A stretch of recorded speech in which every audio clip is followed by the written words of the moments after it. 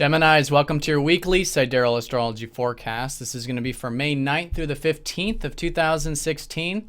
I'm Athen, and this is for Sidereal. If you are new to the channel, be sure to check out the link because the signs are different. All right, so Gemini, this week we have a lot of supportive energy collectively, which does mean that things can be supportive if we're taking action. But of course, we're not forced into action like we are during squares and oppositions and these kinds of things. And especially because we just had a new moon in Aries, it's good to get active this week. So this is going to be specifically involving your air houses. Okay, and there's a lot of this concentration right now in your 11th, which is the house of your aspirations. Okay, and although I think you're re-examining your aspirations at the moment with that retrograde Mercury and with Mars retrograde, the ruler of that 11th, it's still good to be continuing with those aspirations, those hopes and wishes. For some of you, maybe community things, maybe networking, technology, progressiveness, connecting with friends. That's what this whole lunar cycle is about. And what you're seeing here with all these easy aspects is essentially this kite that's forming between the Sun, Mercury, and Venus, and has been. You know, this is the kite of the last new moon. All right, and this week specifically with Mercury and Venus. So with your ruler retrograde, it's good to be rehashing, rethinking, redoing, have a bit more of that reflective approach to life, maybe getting in contact with your personal life since Mercury rules your 4th, re-examining those matters. But a lot of supportive energy here to continue with those aspirations, but being flexible, in the process. Now, in terms of this trine up to the 3rd house for you, this has been Jupiter retrograde for the past 5 months, but who's now going direct on Monday.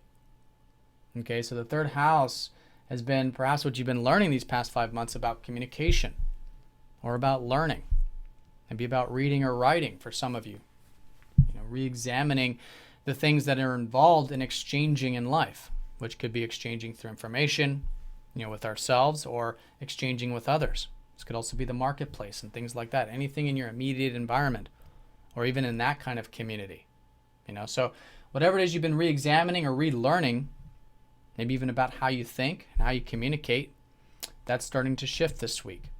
And I think you'll start to see a lot of that forward-moving energy as we go through the rest of May, in terms of maybe there's opportunities to do some reading, some writing, some sharing, some communicating. And if so, I think it's a great week for that stuff. And it has been great. But now you'll probably see it more in the external, maybe more in terms of what's possible with that. And of course, the North Node's here, which is forming up to that kite as well, suggesting that this is now a new beginning for you to be cultivating this new understanding, this new mental type of understanding about life, this new perspective, and a new understanding about your communication, all right, and exchanging with others, that kind of stuff. So very powerful with that shift, and again, very supportive for these aspirations that are unfolding, and vice versa. As you cultivate these new beginnings, I think you'll find a lot of support to maybe exchange and get involved in that more mental or communicative sphere. Now, in terms of the other side of it, Pluto's been in your 7th house. So there's been a lot of changes with relationships over many years. Releasing attachments to relationships, letting old relationships go, perhaps. But mostly with Pluto, it's about our perspective, right? Old patterns, old perspectives of relationships, or old patterns within relationships. So letting that stuff go, that's what's been transforming you, and I think it's an excellent week for those one-to-one connections. A lot of that starts to move forward too, because Jupiter rules that 7th. And I think just getting deep, getting real, getting raw with those one-to-one connections can be easy and very supportive. In fact, with your ruler Mercury trining up to Pluto midweek, you guys are going through a lot of this deep change this week, a lot of this deep transformation. And I think this has already been happening because Mercury already went direct over this position, but now is going retrograde back over it. So there's something to relearn perhaps about yourself, about letting go of these old patterns. All right, so that can be very powerful. Now, one thing I do want to say is, though, is at the beginning of the week, before that trine up to Pluto with your ruler, that Mercury retrograde is going to conjoin up to the Sun. So particularly around Monday, you guys could be feeling very communicative, maybe very mental, or maybe very passionate with your ruler engulfed by the Sun. Okay, and this happens often.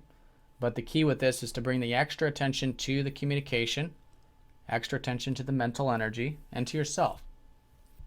And that's what creates the balance with that. But there could be some of that passion. It could be an excellent first half of the week for creativity, for expressing yourself, for having fun.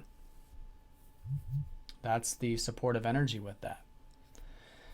So that's the grand trine side of it with the air houses. You know, the aspirations with the mind and communication, with the relationships. And the kite is the sextile up to Neptune, which has been this importance of letting go along the life journey. And it's been through that letting go that there's a tremendous amount of peace that can be surfaced. And I think that can come easy this week. I think there's more of a willingness to let go, have more faith and trust. So that's the sextile, especially with your ruler, Mercury. Now, as we go into the weekend, the conjunction with Mercury and Venus will go exact. So with this one, there could be some of that enjoyment, because your ruler with Venus, you could be feeling good, looking good, maybe enjoying those interrelationships. Still could be a lowering of energy, though, because Venus does rule your 12th and your ruler's retrograde. So maybe just toning it down a bit, taking things down a notch could be enjoyable. And also expressing yourself again. You know, that self-expression could be very strong since Venus rules your 5th. All right. So so that's the aspects. One thing, too, is that as we go into next week, the sun is going to start to shift into your 12th. So you guys are entering into a bit more of a meditative time around the corner. And I think you'll feel this mostly next week. But over the weekend, it could be good to get maybe some of that R&R, some of that meditative time. There is a sextile up to Chiron, so you could feel that perhaps quite healing.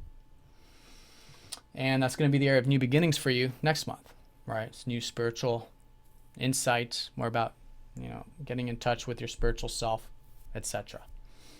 All right, so Gemini, I hope you guys have a fantastic week. Thanks for watching, and I'll see you all next time.